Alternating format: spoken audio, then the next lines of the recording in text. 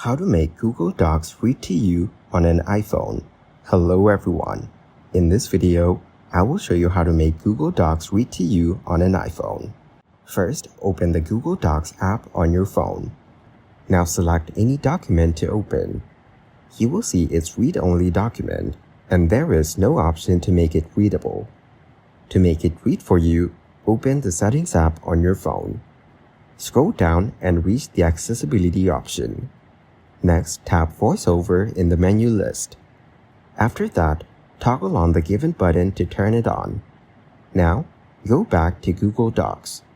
You need to simply select the lines and it will read for you. Thank you guys for watching this video. Hope you got some value. Make sure to like the video and subscribe to the channel to get notified of new videos. See you in the next one.